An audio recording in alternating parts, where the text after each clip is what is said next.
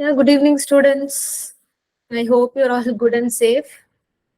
Seeing you after many days, Hitashri and Swapna, Pooja, Tanushri. Hmm? How are you all? You all fine and good?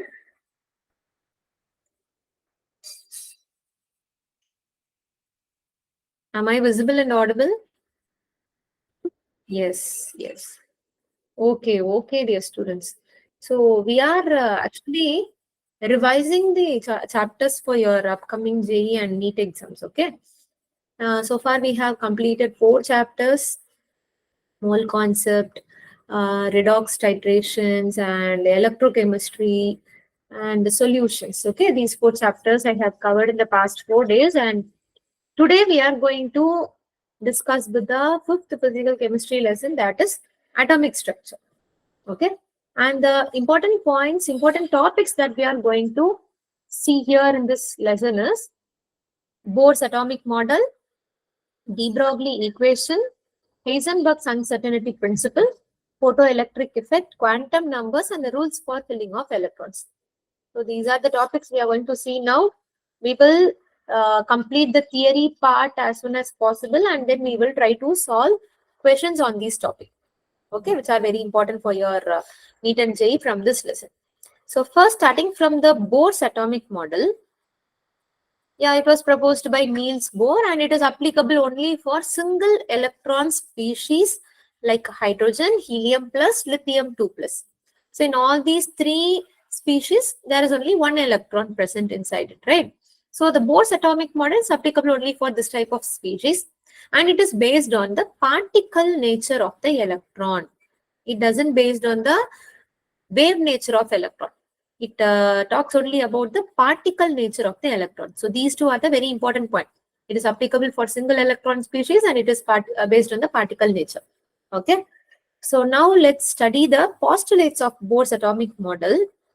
The first postulate says that an atom consists of a small, heavy, and positively charged nucleus in the center, and the electrons are revolving around the nucleus in circular orbits. This is very easy. All you might be knowing this, right? So at the center of the atom, we have a nucleus, and the electrons are moving around the nucleus in the circular orbit is the postulate, first postulate given by this Bohr. And secondly, he is telling that the attraction force towards the nucleus is equal to the centrifugal force away from the nucleus. So what is centrifugal force? The force that is acting away from the system. Suppose if this is the atom and this is the nucleus and here is the electron, there will be some force going away from this. If an electron is here, it goes like this. If an electron is here, so this is the centrifugal force which acts away from the nucleus. And one more force of attraction is also there. That is the attraction between the nucleus and the electron. That is acting between nucleus and electron, and it is going inside. So one is going inside and the other one is bringing the electron out. One force is taking this electron in and the other force is taking the electron out. So these two forces are equal. These two forces are equal. If I am standing at the center, if a person is trying to pull me this side, and if another person is standing at my right hand side, and if he is trying to pull it in the other side, so I will not move in any of the directions, right? I will not move in the left hand side, or I will not move in the right hand side also. So I will stay in the center. So that is what happening for electron also. Centrifugal force is trying to take the electron away from the nucleus, and the force of attraction between the nucleus and the electron is trying to bring the electron towards the nucleus. So here both the forces are equal in nature. Because of this, electron is neither moving that side, this side, or this side. It is just revolving around its circular orbit. Got it? This is the second postulate. And the third postulate is electrons can revolve only in those orbits in which the angular momentum, that is MVR of an electron, is the integral multiple of h by 2 pi. So MVR is equal to NH by 2 pi. N is the integer. Okay, it is an integral multiple of h by 2 pi. So only electrons can revolve only in those orbits which has this angular momentum value. Okay, and h by 2 pi is represented as h cross, and n is the positive integer number. H is a Planck's constant. Pi, you all know it is 22.7. It is a constant. It should be, n value should be 1, 2, 3, or 4. It cannot be fractional. N cannot have fractional values. Okay, first orbit, second orbit, third orbit. That one, they only we can represent. We cannot tell this is the 1.5 orbit, this is the 2.5 or like that. We cannot mention any of the circular orbits of an atom. Okay, so this is the third postulate. Coming to the fourth postulate, this point is very important in the third postulate. Okay, it cannot have fractional values. And the fourth postulate is the orbits in which the electron can revolve are known as stationary orbits. Stationary means it will not move. Okay, because in these orbits, energy of an electron is always constant. Orbits will not move. So electrons can revolve only in those orbits which are stationary. And the fifth postulate says that each stationary orbit is associated with a definite amount of energy. Therefore, these orbits are also called as energy levels and are numbered as 1, 2, 3, 4, 5 or KL, M and O. So, all these orbits which you can see, they are stationary. We can represent it as shell number 1, 2, 3 or 4. Or we can tell shell number 1 as K shell, L shell, M shell or N shell. And inside the atom, we have a positively charged nucleus. Got it? This is the fifth postulate. And the sixth postulate of Bohr's atomic model, which is the last postulate of it, is the emission or absorption of energy in the form of photon. What is photon? It is h nu, right? Packets of energy is called as photon. It is h nu. So, the emission or absorption of energy in the form of photon can only occur when the electron jumps from one stationary state to the another. Okay. So, in this diagram, it is very clear, right? So, we have different energy levels. N is equal to 1, 2, 3, 4, 5. All these are one energy levels. And we have an electron in the first energy level. And if this electron absorbs some energy, it is absorbing the energy. So it is, you see here, it is absorbing the energy, h nu amount of energy, and it is going to the higher energy level. It is going to the third level, right? Here it is going to the n is equal to 3 level. And if an electron which is there in the fifth energy level, if it emits this h nu amount of energy, it is coming back to the lower energy level. So now if we want to find out the energy difference between these two, we have to take the higher energy level minus lower energy level, and that will give us the delta E value. Okay, when electron jumps from lower to higher, energy is absorbed. When electron jumps from higher to lower, energy is emitted. That's all. Always the higher energy level will have the highest value of N, right? Whether emission or absorption, N2 will always be higher than N1.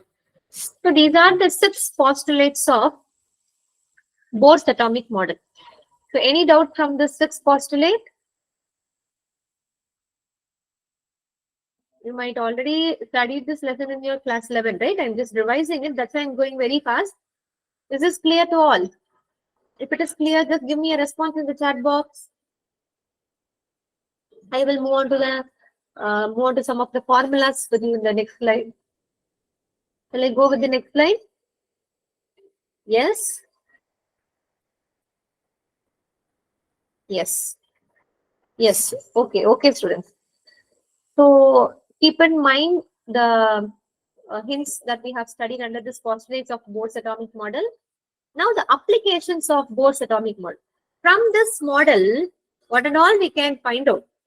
First thing that we can get from this model is the radius of the orbit. We can able to find out the radius of the shell by using 0.529 into n square by Z angstrom formula. So what is this? N value is the number of the shell. N is the number of the shell or principal quantum number, we can say. And Z is the atomic number. Z is your atomic number. Okay. Radius we can find out. And second is the velocity. Using this formula, we can find out the velocity. Again, Z is atomic number and N is the number of the shell. And thirdly, we can find out the energy of an electron using minus 3.6 into Z square by N square in terms of electron volt per atom. Okay. And if we want to find out the energy level difference between two energy level, just do the same thing. In case of in the place of this 1 by N square is there, no? There you substitute 1 by N2 square minus N1 square. So this is the final value and this is the initial value. And if we subtract these two and multiply with the corresponding terms, we will get the change in energy. That is delta E we can get. Got it? So these are the some of the formulas which are the applications of Bose atomic matter, which are very, very important to solve the numerical part of your JEE and NEET. Got it? Shall we go with the next topic? De Broglie equation. Yes? Give me a thumbs up or respond me in the chat box. Shall we move on with the de Broglie equation? Yes. Yeah. According to de Broglie, the wavelength of an electron is inversely proportional to its momentum. What is momentum? It is denoted by the letter P. Momentum is nothing but the mass into velocity. Right? The wavelength lambda is inversely proportional to momentum. And if I want to remove the proportionality symbol, I have to introduce a constant h. So lambda is equal to h by p. And since p is equal to m into v, lambda is equal to h by mv. So this is the de Broglie equation. Okay. So if you see the relation between this lambda and the mass, it is inversely proportional. And for velocity also, it is inversely proportional. Right. So when the wavelength increases, mass decreases or velocity decreases. Or if the mass of the an element or if the mass of the substance is very, very small, wavelength will be very, very high. Okay. If I'm taking a microscopic object means it will be very, very small. Then for them, the wavelength will be very, very high. Microscopic object means we can take electron as an example for it. Electron is a microscopic object, right? So for that, wavelength will be very, very high. And in case of macroscopic objects like you see here, aeroplane, cricket ball, for them, the wavelength is very low. Why it is very low? Because their mass is very high. They are inversely proportional. For microscopic objects, lambda is very high. And for macroscopic objects, the lambda is very, very low. Because a big size particle will move at a very low speed, right? So that's why lambda is also very low. Got it? So this is about the de Broglie equation. So you have to study this formula to solve the numericals, and you have to study these 2 points to solve the questions from the theory of this lesson. Shall we move on to the next topic? Heisenberg's uncertainty principle. Shall I move on to that? Yes.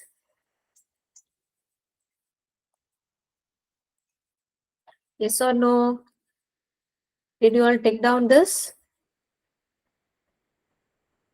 Okay, I'll go on with the Heisenberg's uncertainty principle. So what is the principle? It is impossible to determine simultaneously the exact position and the momentum of an electron. Okay, we cannot measure both the position as well as the momentum or velocity of a microscopic particle like electron simultaneously. At one time, you can measure only one. Either you can measure the position or you can measure the velocity. You cannot measure both for the microscopic particle like electron. So that is Heisenberg's uncertainty principle. And it is mathematically denoted by del x into del px greater than or equal to h by 4 pi, where del x is the uncertainty in position and del p is the uncertainty in momentum. And in place of p, if you substitute mv, you will get this another relation. Both are very important. If in the question they are providing us with the momentum value, we can straight away use this formula. Otherwise, if velocity is given, velocity and mass are given in the question, then we have to opt for the second formula. Got it? Just substitute m in place of p and bring this m to the other side. It will go to the denominator. That's all. Is this clear to students? Bohr's atomic model, applications, de Broglie and Heisenberg's uncertainty principle. Just only the formulas we are going to study and 2 to 3 theory points. That's it. Shall I go with the next topic? Shall I go with the next topic? Am I audible? Yes? Okay. Okay. Fine. Yeah. Next is the photoelectric effect. What is this effect? So there is a metal block here. So this is the metal block. Metals consist of nucleus and electrons, right? And when radiations of some frequency falls into this metal surface, when they strike the metal surface, the electrons which is there, negatively charged, the electrons which is there for that particular metal atoms in that metal block, they are getting ejected from the surface. They are coming out from the surface. And this is called as photoelectric effect. When radiations with certain minimum frequency strike the surface of the metal, electrons are ejected from the surface of the metal. This phenomenon is known as photoelectric effect. Okay. Now, if the frequency of the incident light is nu, so one frequency light has come, no? If the frequency is called as nu, it is more than the threshold frequency. Then the threshold frequency means the minimum frequency required to eject the electron. Threshold frequency is the minimum frequency required to eject the electron. That is represented as nu naught. If the frequency which I am giving is more than that threshold frequency, the excess energy that is stored to that electron as a kinetic energy. That is stored to that electron as a kinetic energy. Now, what is that kinetic energy formula? It is half mv square, right?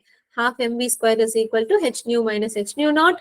And on rearranging this, we are getting one relation. H nu is equal to W naught plus half mv square.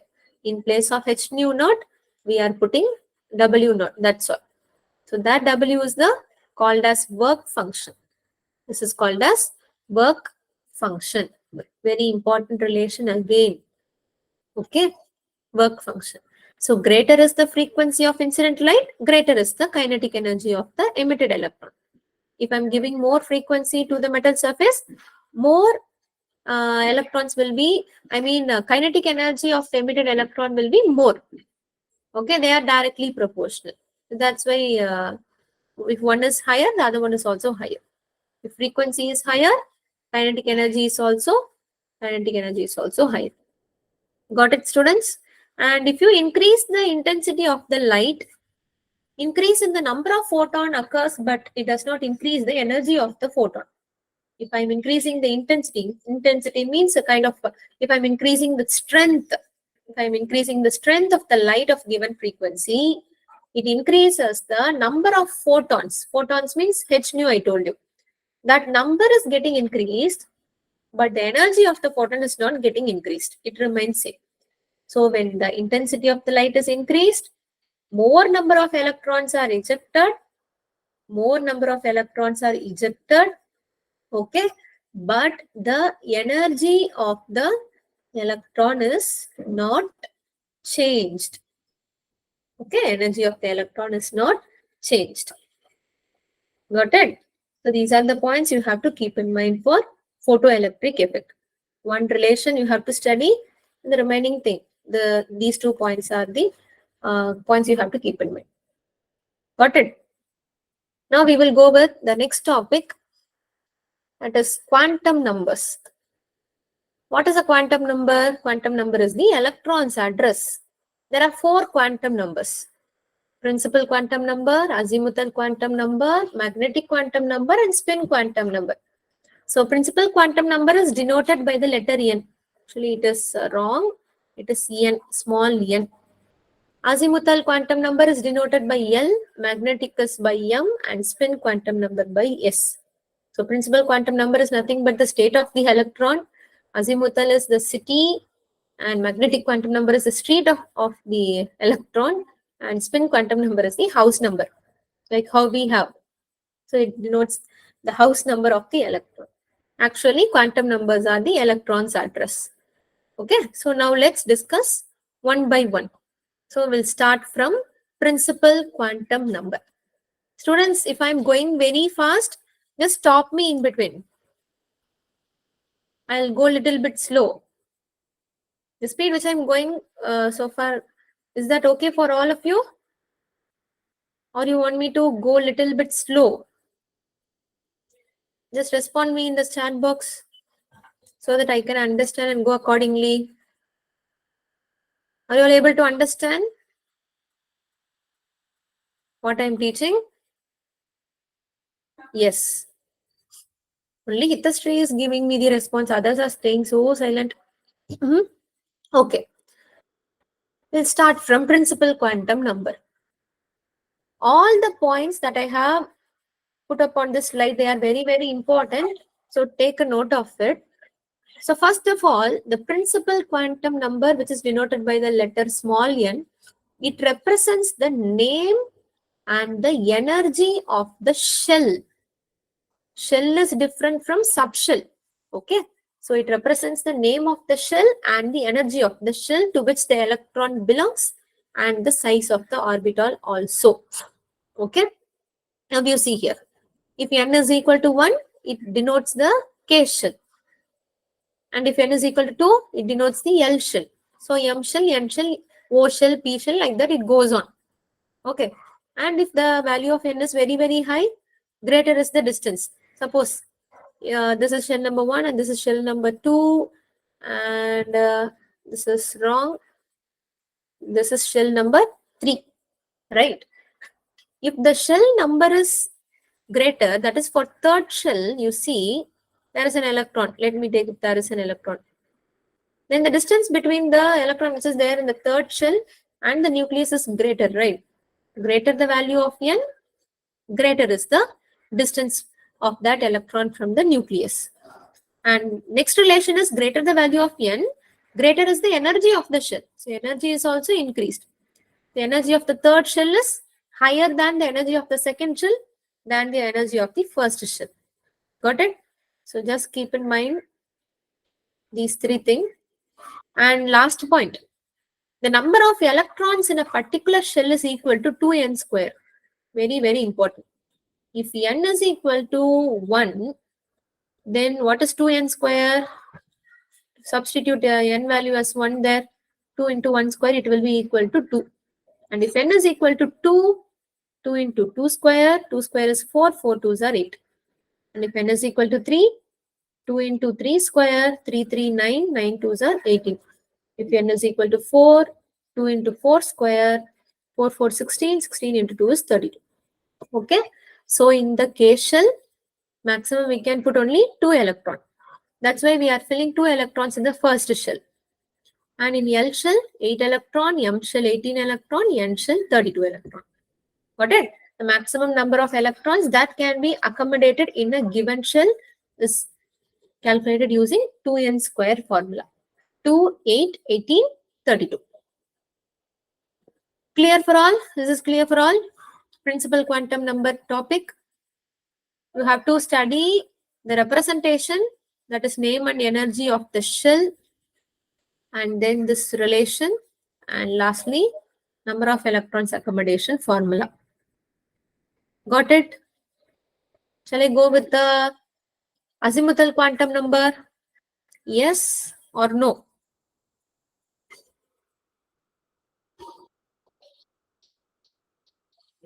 Pooja, shall I move on to the next quantum number?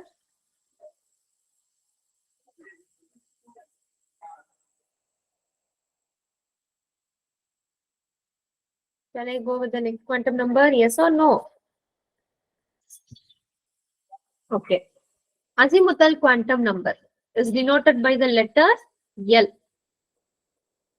So it represents the name of the subshell. Principal quantum number represents the name of the shell, and here it represents the name of the subshell, shape of the orbital, and orbital angular momentum. Okay, so the possible values of L are 0 to n minus 1. 0 to n minus 1. If L is equal to 0, it represents S subshell. If L is equal to 1, it denotes P subshell. If L is equal to 2, it denotes D subshell, and if L is equal to 3, it denotes the F subshell. And it lies between 0 to n minus 1, right? So if n is equal to 1, you see L is equal to 0 to n minus 1. N value is 1, 1 minus 1 is 0. So L is equal to 0. If L is equal to 0, it denotes the S subshell, no? So it is 1 S. And for n is equal to 2, in the same way, you see 0 and 1 we have, and 2S, 2P. So like that it goes on, 3S, 3P, 3D, and for n is equal to 4, we have all 4 subshell, 4S, 4P, 4D, and 4F. Got it? So this is how we are getting the subshells present in the each period. Now let us study the orbital angular momentum. The orbital angular momentum is equal to root of L into L plus 1 h by 2 pi, or h by 2 pi is equal to h cross, right? So h cross should be outside this root. It is outside this root. And for S subshell, we know that L is equal to 0. For S subshell, L is equal to 0, and for P, L is equal to 1. For D, L is equal to 2. For F, L is equal to 3. Now, if you substitute the corresponding values, you will get the orbital angular momentum. If I am substituting L is equal to 1, then what I will get? 1 plus 1 will be equal to 2. 2 into 1 is root 2. Root 2 into h by 2 pi, or root 2 into h cross. And for D subshell, what will I get? For D subshell, L is equal to 2. Substitute 2 here. 2 into 2 plus 1. 2 plus 1 is 3. 3 into 2 is 6. So root 6 h by 2 pi, or root 6 h cross. This is how we have to calculate the orbital angular momentum using L value. Okay. Now the last point, which is very important, the number of electrons accommodated in a subshell. For shell, we have used 2n squared formula, no? So for subshell, we have to use 2 into 2L plus 1. If L is equal to 0, you will have only 2. If L is equal to 0 for S3, L is equal to 0, no? So only 2 electrons. So only one orbital we can have in which 2 electrons are there. And for P subshell, L is equal to 1. We have 3 into 2, 6. So we have 3 orbitals and 6 electrons are accommodated. And for D, we have 10 electrons, means there are 5 orbital, and for F, we have 7 orbital, in which 2 electrons are filled in each orbital. Got it? So this is the formula to find out the number of electrons accommodation in a given subshell. So now let's go with the magnetic quantum number. Magnetic quantum number represents the orientation of the orbital and the number of orbitals in a subshell. It represents the orientation of the orbital and number of orbital in a subshell. So I told you we have different subshells.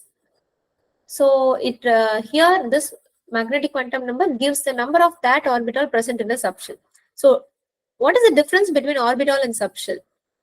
For example, if I'm writing 2p, 2p is the subshell. 2p is the subshell. Okay. Now this box is called as 2px, and this is called as 2py, and this is called as 2pz, right? So these are the orbital. So 3 orbitals are there for 2p subshell. 2p is the subshell. The number of orbital present inside is the 2px, 2py, 2pz are the orbitals. Got it? Now you see for S subshell, okay, for S subshell, L value is equal to 0. Now to find out the value of M, minus L to plus L, right? So minus 0 to plus 0, again it is going to be 0. If it is 0, substitute here, substitute the L value here as 0, you will have 1, no? 2l plus 1, so only 1. And for p, you see, minus l2 plus l minus 1, 0 plus 1. So there are 3. Here 5. Here 7. So from this only, we are telling that p subshells are having 3 orbital. D subshells are having 5 orbital. F subshells are having 7 orbitals. So number of orbitals is calculated using magnetic quantum number using this minus L2 plus L formula. Got it? So for a given value of n, L can have 0 to n minus 1 value, and M can have minus L2 plus L value. Got it? This is how we will solve questions from this quantum number. So one more quantum number is there, but before moving on to that, I want to tell some information about the orbitals. What is an orbital? An orbital is a three-dimensional space around the nucleus in which the probability of finding the electron is maximum. Okay? The probability of finding the electron at the maximum point is around the nucleus is called as the orbital. So we have s orbital, p orbital, d orbital, f orbital. So s orbitals are spherical in shape, right? And p orbitals are dumbbell in shape. D orbitals are double dumbbell in shape. F orbitals, they are complex shape. So we will not study the shape of F orbital. So what does this shape represent? They represents the maximum electron density around that nucleus of each atom. Okay, so that is called as the orbital. And an orbital can be represented by 3 set of quantum number: principal quantum number, azimuthal quantum number, and magnetic quantum number. So 3 quantum numbers are enough to represent an orbital. And you can see there is a symbol here. This is called as psi. Okay, it denotes the wave function. It denotes the wave function. That is an orbital. Got it? Now, for example, if I am taking 2px, n value is equal to 2. Principal quantum number is 2. And here, p orbital, px. P means L value should be 1. And if L is equal to 1, M is minus L2 plus L, right? So it is minus 1, 0 or plus 1. So mostly px will fall in minus 1 or plus 1 category. Py only belongs to that M is equal to 0 category. Got it? So that's why we are writing like this. And coming to the next topic, that is node. Any doubt from the orbital? Any doubt from the last 3 quantum numbers and the orbital, students? Any doubt? Is this clear? No doubt? Okay, then we will move on to node. So what is a node? It is just the opposite of orbital. Orbital is the probability of finding the electron at maximum. Node is the point or a line or a plane or a surface in which the probability of finding the electron is 0. Okay? 0. You cannot find the electron in that nodal point. So that is denoted as node. And the total number of nodes can be calculated using n minus 1 formula, which is very, very important. Okay. There are 2 types of nodes, radial node and the other one is angular node. The other name for radial nodes are spherical nodes, nodal surface, and the other name for angular node is nodal plane. Suppose if I am taking s orbital, 1 is n value is equal to 1. If you put n value as 1 here, 1 minus 1 is 0, right? For 1s orbital, we have 0 node. There is no node. And for 2s orbital, n value is 2. So 2 minus 1 is 1. So 2s orbital has 1 node. So you see here, this is the nodal point. That white color, that circle is there, no? In that place, you cannot find the electron density. That is the nodal line. And for 3s, n value is 3. So 3 minus 1 is 2. So 3s orbital has 2 nodes. You can find those 2 nodes here. 2 nodes are there. And for 4s orbital, there will be 3 nodes. 5s, 4 nodes. 6s, 5 nodes. 7s, 6 nodes. Got it? We don't have 8s, 9s and all. We have only 7s.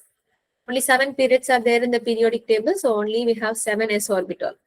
And coming to p orbitals, as I already told you, they are dumbbell in shape with the opposite phases, positive phase and negative phase. Now, this is the plane in which the probability of finding the electron density is 0. In that particular plane, which you can see in this picture also, in that particular place, electron density is 0. So that is the nodal plane or the angular node we can see for p orbital. Got it? So radial node is only for s orbital, angular nodes is for p orbital, d orbital and f orbital. So radial nodes can be calculated using n minus l minus 1 formula, and angular nodes can be calculated using L formula. Both are very important. And if they are asking you to find out the total, then you have to add these two, right? We have to add these two relations, that is n minus l minus 1, and we have to add the other. So minus l plus l gets cancel each other. So we are ending up with n minus 1. So that is giving you this formula. Total number of nodes is calculated using n minus 1. So in the question, if they are asking you to find out only the radial node, use the first formula. If they are asking you to find out only the angular node for a specific orbital, go for L formula. If you are asking to find out the total number of nodes, then go for n minus 1 formula. Don't use this n minus 1 formula for all. According to the question, you go for the formulas. Got it? So that's all about the node. Very easy. You can easily get the answer from this. Just within 5 seconds to 10 seconds, you get the answer from this. Okay? So don't have to worry. I'll give you one example also. What example I can give you? Yeah. Okay. I'll take 2p orbital. Okay. So for this 2p orbital, I want you to calculate the total number of nodes. How will you find out the total number of nodes? It is n minus 1. What is the value for the value of n for this 2p? N value is 2. So 2 minus 1 is 1. That's all. This is the total number of nodes. And if I ask you to find out the total number of radial nodes for this 2p, then what you have to do? You have to go for n minus l minus 1. N value is 2, L value is 1 for p orbital, and minus 1 is already there in the formula. So 2 minus 2 is 0. So the number of radial node for 2p orbital is 0. Okay, number of angular node for 2p orbital is L. L is equal to 1. So this is the angular node, this is the radial node, and this is the total number of nodes. So this is like this only you have to calculate for the orbitals which are given to you in the question. Very easy. Just you need to understand the concept. Don't memorize all the things. Just understand and try to apply for the orbitals. Got it? Now I will jump to the fourth quantum number, that is spin quantum number. So spin quantum number represents the direction of the electron spin around its own axis. So an electron can spin in the clockwise direction or in the anti-clockwise direction.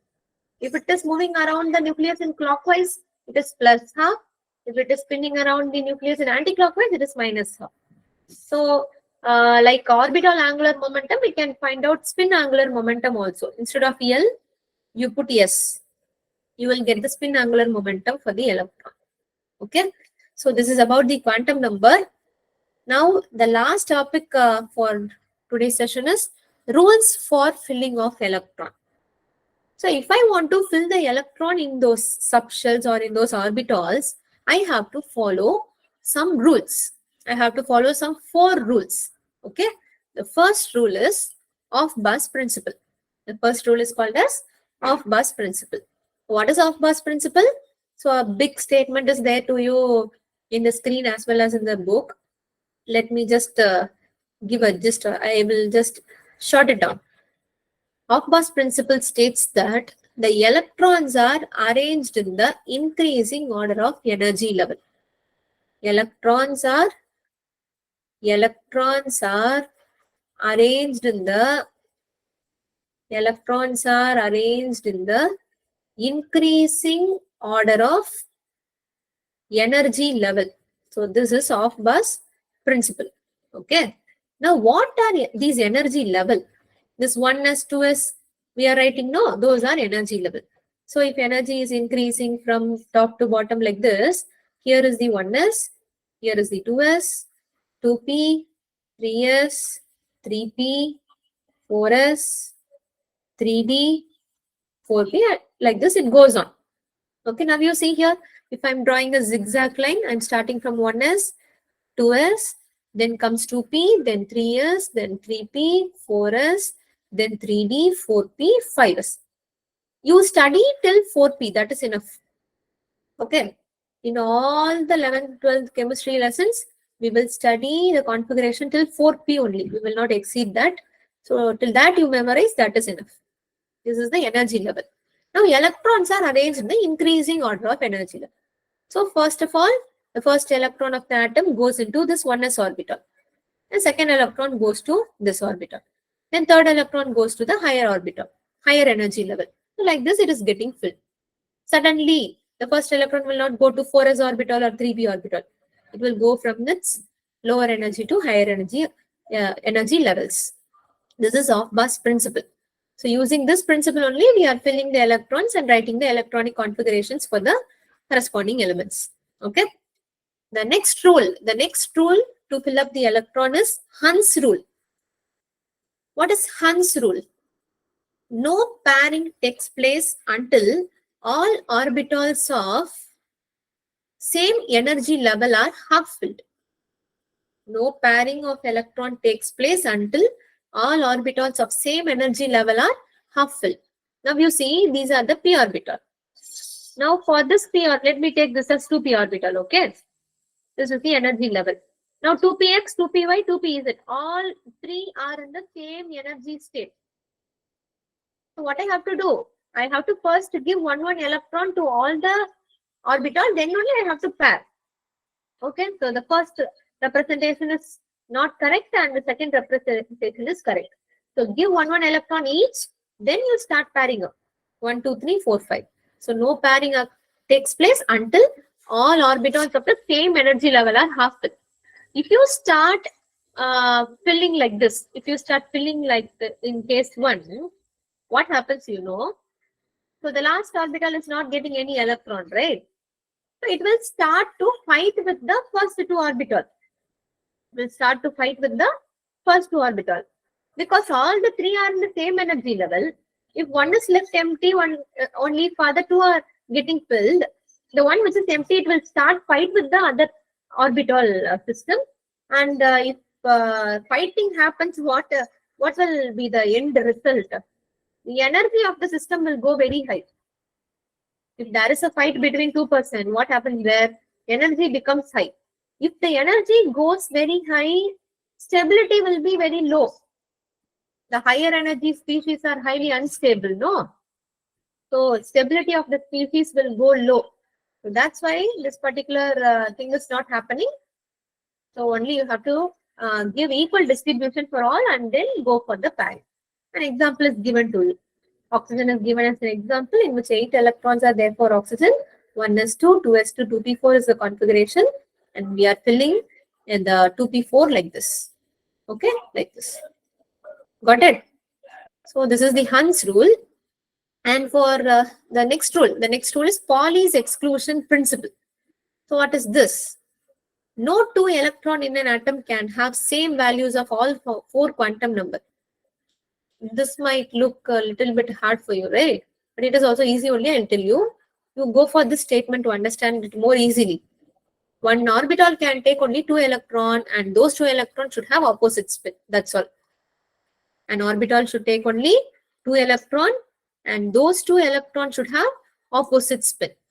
That is Pauli's exclusion principle. So we should not pair, put the electron like this. We have to put one in plus half and the other one in minus half. So this is the minus half configuration and this is the plus half notation. Here you see both are in plus half. So this type of combination is not possible at all, or you cannot put it put both in minus of also. So this type of configuration is also, filling of electron is also not possible. So there is an example, you see. Carbon. Atomic number of carbon is 6. Electronic configuration is 1s2, 2s2, 2p2. So quantum numbers are nothing but the address of an electron, right? Now, to address an electron, 3 quantum numbers, I mean all the 4 quantum numbers are required, but 3 is enough. You see here, take this first electron. The n value for this electron is 1. L value is 0, because L is nothing but 0 to n minus 1, right? So n is 1, so 1 minus 1 is 0. That's why it is 0. And m is equal to minus L2 plus L. Since L is equal to 0, minus L2 plus L is also equal to 0. So m is also equal to 0. But when you see the spin of this, it is in upward direction, right? So it is plus half. So this is the address of the first electron. Okay. And for the second electron, N, L, M. All these 3 are same, but S value is differing. S is minus half. So this is the address of the second electrons. So for 2 electron, at least one quantum number is differing, no? So that is what this statement says. No 2 electron can have same set of all 4 quantum numbers. 2 electron cannot have the same address. 2 electron cannot have the exact same address. At least one of the quantum number will be different. Okay, that is Pauli's exclusion principle. So for 2s electron also the same thing. N value will differ, the rest all will remain same. And coming to 2p, N value is 2. L value for this first electron, it is again 0 to n minus 1, 0 to 2 minus 1 is 1, so 0 and 1. And when you go for m, minus L2 plus L, so plus 1, 0, minus 1, it goes on. So we can go for this. So I hope you understood this. One more rule is there. I will teach that rule. And it's already time. So I think we cannot solve questions today. So I will solve the questions part of this lesson in the tomorrow's session. Okay. Now I will go with the n plus L rule and then wind up the class. So this is the 4th rule. So where we have to use this rule. The subshell with the lowest n plus L value is filled first. So in many cases, in some of the case, n plus L value, they may remain same. Suppose here you see, for 1s and 2s you leave, come to this 2p and 3s. N value is 2 and L value is 1. And here n value is 2, L value is 0 for s orbital. So if I add these two, 2 plus 1 and 3 plus 0, both are giving 3. So n plus L value is same. So in this case, which orbital has to be filled first? That is given by this n plus L rule. So the subshell with the lowest n plus L value is filled up first. This we are going to apply for the other thing. When 2 or more subshell have the same n plus L value, then the subshell with the lowest value of n is filled up first. Now these two are having the same n plus L value. Here, the orbital which is having the lowest value of n. What is the value of n here? Here it is 2. That is the lowest value. 3 is higher than 2, right? So 2p is filled first and then comes 3s. Got it? If 2s and 3s are given to you, obviously we can tell n plus L value for 2s is, what is this? 2, and for 3s is 3. So this is having the lowest value. The one which is having the lowest n plus value is filled up first. So this 2s is filled up first. That is easy. But when both are having same n plus value, the one which is having the less n value is filled up first. In this case also you see, here n is equal to 3 and L is equal to 0 for p orbital. 1 for p orbital. And here n is equal to 4 and L is equal to 0 for s orbital. Now if you add these two, you will have 4. So n plus L value is same.